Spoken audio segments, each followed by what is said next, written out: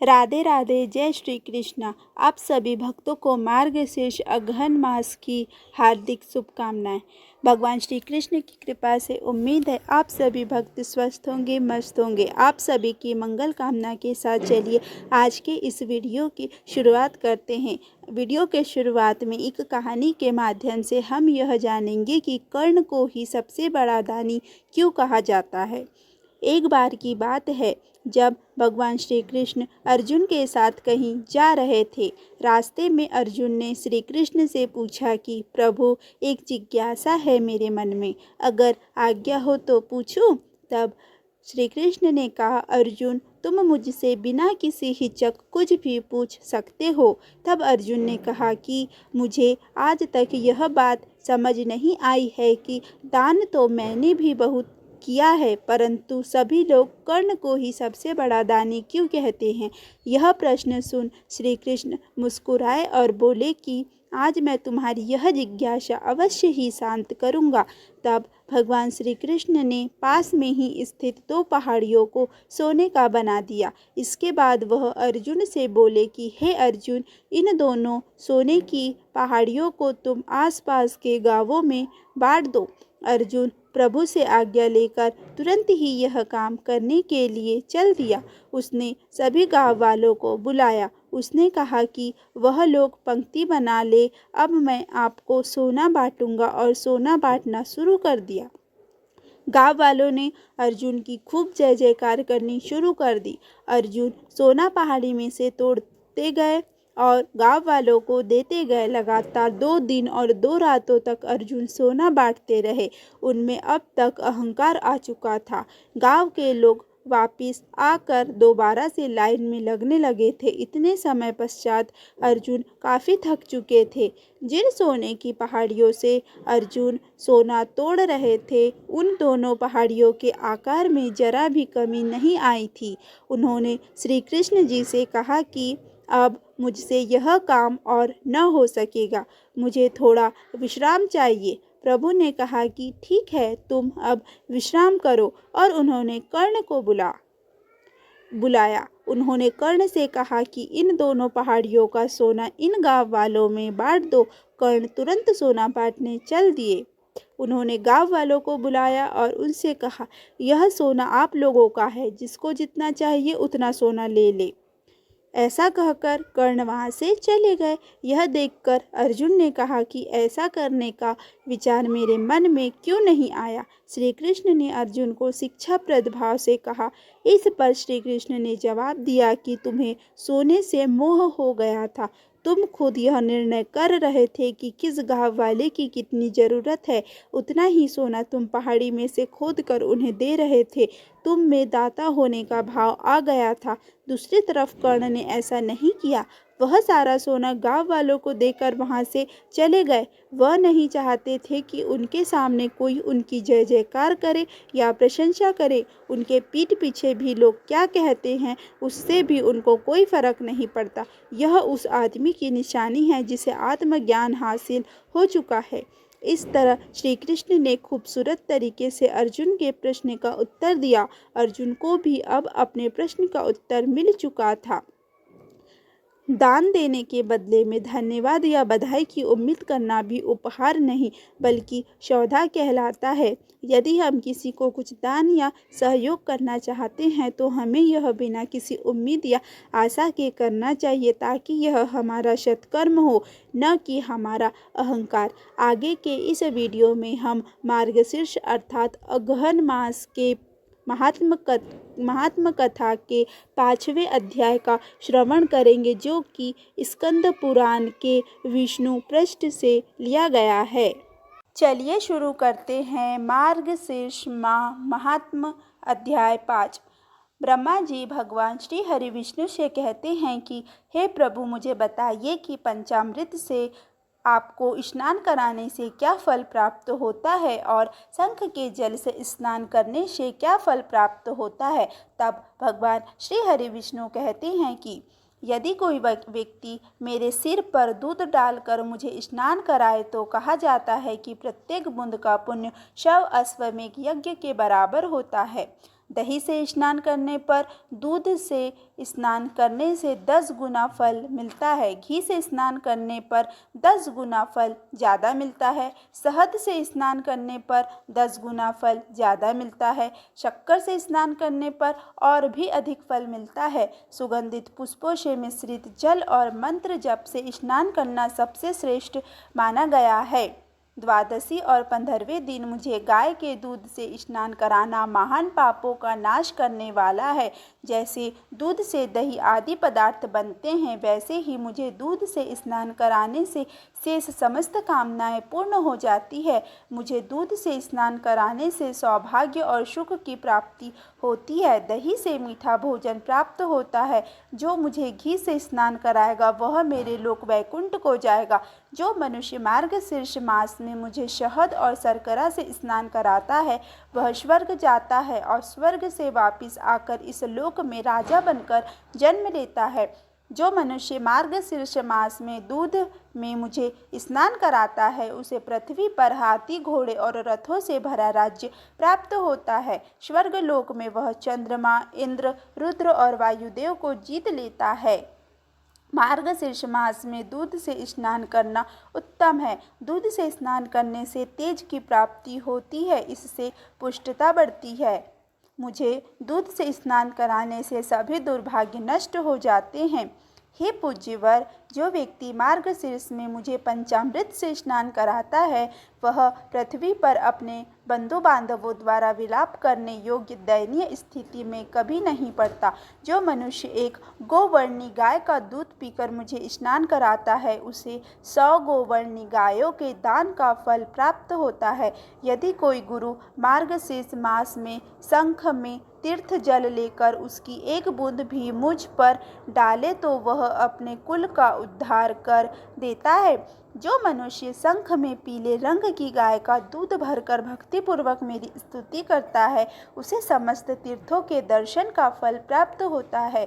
जो मनुष्य मार्गशीर्ष मास में शंख में जल, कच्चे चावल और कूशा लेकर मुझसे अभिषेक करता है उसे सभी तीर्थों के दर्शन का फल प्राप्त होता है। जो व्यक्ति मार्गशीर्ष माह में भगवान को 8 शंखों के जल से स्नान कराता है वह श्रेष्ठ मनुष्य बनता है, वह मेरे लोक में सम्मानित होता है। जो व्यक्ति 16 शंखों के जल से स्नान कराता है वह पापों से मुक्त हो जाता है, वह बहुत लंबे समय तक स्वर्गलोक में सम्मानित रहता है। जो मनुष्य मुझे 24 शंखों के जल से स्नान कराता है वह दीर्घकाल तक इंद्र के लोक में निवास करता है और पृथ्वी पर राजा के रूप में जन्म लेता है। जो मनुष्य मार्गशीर्ष मास में 108 शंख भर जल से मुझे स्नान कराता है वह प्रत्येक शंख भर जल के बदले में 1 स्वर्ण सिक्का रूपी फल प्राप्त करता है। यदि कोई श्रद्धालु पुरुष मार्गशीर्ष में शंख बजाकर मुझे स्नान कराता है तो उसके पितर स्वर्ग चले जाते हैं। जो मनुष्य 1008 शंखों से स्नान कराता है जल गण बन जाएगा और मोक्ष को प्राप्त करता है, जबकि सभी जीवित प्राणी नष्ट नहीं हो पाते। हे सूर्यश्रेष्ठ, जो व्यक्ति प्रतिदिन शंख से मुझे स्नान कराता है उसे गंगा स्नान का फल प्राप्त होता है और वह देवताओं के समान सदैव प्रसन्न रहता है।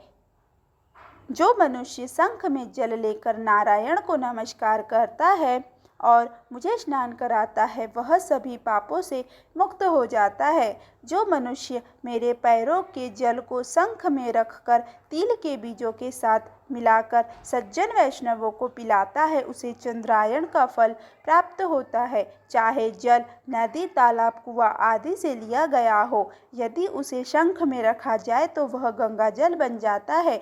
जो वैष्णव मेरे पांडु जिस जल से भगवान विष्णु के चरण धोए जाते हैं को शंख में लेकर सदैव अपने सिर पर धारण करता है वह मुनि है तथा तप करने वालों में सर्वश्रेष्ठ है। मेरी आज्ञा से तीनों लोकों के सभी तीर्थ शंख में निवास करते हैं, इसीलिए शंख को सर्वश्रेष्ठ माना जाता है। जो वैष्णव मार्गशीर्ष मास में जल से भरा शंख हाथ में लेकर मंत्रों का उच्चारण करते हुए मुझे स्नान कराता है, उससे मुझे प्रसन्नता प्राप्त होती है। शंख के प्रथम भाग में चंद्रमा चंद्र देवता, उदर में वरुण देवता और पृष्ठभाग में प्रजापति तथा अग्रभाग में गंगा और सरस्वती है। उनके नाम का उच्चारण करना चाहिए और मुझे स्नान कराना चाहिए। सुरसा उनके गुणों का आकलन करने में सक्षम नहीं है। हे देवराज, मेरे सामने पुष्प, जल और चावलों से शंख की पूजा करना चाहिए। इसकी महिमा असीम और सर्वत्र होती है। मनुष्य को चाहिए कि वह शंख में पूर्णतया घृत भरकर मेरी पूजा करे। इससे मेरी प्रसन्नता 100 वर्षों तक बनी रहती है। जो कोई शंख में जल, पुष्प, चावल आदि लेकर मुझे अर्घ्य देता है, उसका पुण्य अनंत होता है। यदि कोई मनुष्य स्वयं शंख से अर्घ्य लेकर परिक्रमा करता है तो उसे सप्त महाद्वीपों से युक्त पृथ्वी की परिक्रमा करने के समान पुण्य प्राप्त होता है। यदि कोई व्यक्ति मेरे सिर के ऊपर शंख घुमाए तथा शंख के जल से मंदिर पर पानी छिड़के तो उसके घर में कोई अशुभ बात नहीं होगी। यदि पादोदक, जिस जल से पैर धोए जाते हैं, को शंख में लेकर सिर पर लगाया जाए तो उसे न तो चिंता, न थकावट और न ही नरक का भय सताएगा। सिर पर शंख जल को देखकर दुष्ट आत्माएं, राक्षस, कुष्मांड, भूत, सर्प और दानव दसों दिशाओं की ओर भागते हैं। जो मनुष्य भक्तिपूर्वक बाजे की ध्वनि तथा मंगलमय गीतों के साथ मुझे स्नान कराएगा, वह जीवित रहते हुए ही मुक्त हो जाएगा। कहते हैं कि अपने मन की इच्छा अगर भगवान श्री कृष्ण से पहले राधा रानी को कही जाए तो उसे भगवान श्री कृष्ण अवश्य ही पूरा करते हैं। इसीलिए आगे के इस वीडियो में हम राधा चालीसा का श्रवण करेंगे। श्री राधे वृषभानुजा भक्तनि प्राणाधार, वृंदा विपिन विहारिणी प्राणावो बारंबार। जैसो तैसो रावरो कृष्ण प्रिया सुखधाम, चरण शरण निज दीजिए सुंदर सुगद ललाम। जय वृषभान कुंवरी श्री श्यामा, कीर्ति नंदिनी शोभा धामा, नित्य विहारिणी श्याम आधारा, अमित मोद मंगल दातारा, रास विलासिनी रस विस्तारिणी, सहचरी सुभग युथ मन भावनी, नित्य किशोरी राधा गोरी, श्याम प्राणधन अति जिय भोरी, करुणा सागर हिय उमंगिनी, ललितादिक सखियन की संगिनी, दिनकर कन्या कुल विहारिणी, कृष्ण प्राण प्रिय हिय हुल सावनी, नित्य श्याम तुमरो गुण गावे, राधा राधा कही हर्षावे, मुरली में नित नाम उचारे, तुव कारण लीला वपुधारे, प्रेम स्वरूपिणी अति सुकुमारी, श्यामा प्रिया वृषभान दुलारी, नवल किशोरी अति छवि धामा, धोती लघु लगय कोटि अति रामा, गौरांगी शशि निंदक बदना, सुभक चपल अनियारे नैना,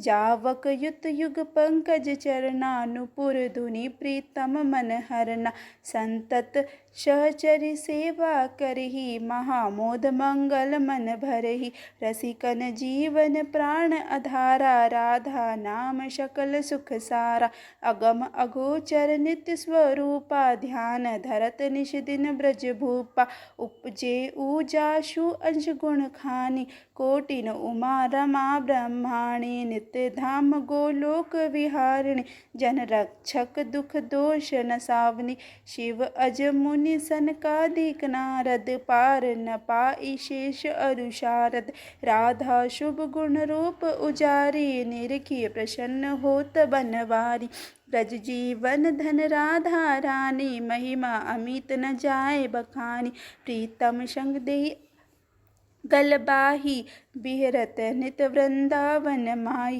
राधा कृष्ण कृष्ण कहे राधा, एक रूप दो प्रीति अगाधा, श्री राधा मोहन मन हरनी, जन सुखदायक प्रफुल्लित बदनी, कोटिक रूप धरे नंद नंदा, दर्शन करन हित गोकुल चंदा, रास केली करि तुम्हें रिसावे, मान करो जब अति दुख पावे, प्रफुल्लित होत दर्श जब पावे, विविध भांति नित विनय सुनावे। वृंदारन विहारिणी श्यामा, नाम लेत पूरण सब कामा। कोटिन यज्ञ तपस्या करहु, विविध नेम व्रत ही में धरहु। तौ न श्याम भक्त ही अपनावे, जब लगी राधा राम न गावे। वृंदा विपिन स्वामिनी राधा, लीला वपु तब अमित अगाधा। स्वयं कृष्ण पावे नहीं पारा, और तुम्हें को जावन हारा। श्री राधे रस प्रीति अभेदा, सादर गान करत नित वेदा। राधा त्यागी कृष्ण को भजी है, ते सपने हूँ जग जग धीन तरी है। कीर्ति कुंवरी लाडली राधा, सुमिरत सकल मिटहि भव बाधा। नाम अमंगल मूल नशावन, त्रिविध ताप हर हरि मन भावन। राधा नाम लेहि जो कोई, सहज ही दामोदर बस होई। राधा नाम परम सुखदाई, भजत ही कृपा करहि यदुराई। यशुमति नंदन पीछे फिरी है, जो को राधा नाम सुमिरी है। रास विहारिणी श्यामा प्यारी, करहो कृपा बरसाने बारी। वृंदावन है शरण तिहारी, जय जय जय वृषभान दुलारी। श्री राधा सर्वेश्वरी, रसिकेश्वर घनश्याम, करहो निरंतर बास मैं श्री वृंदावन धाम। बोलो श्री राधे राधे। अगर आपको ये वीडियो अच्छा लगे, यह वीडियो आपके किसी काम का है, तो प्लीज़ वीडियो को लाइक, चैनल को सब्सक्राइब करें तथा वीडियो को ज़्यादा से ज़्यादा शेयर करें। धन्यवाद।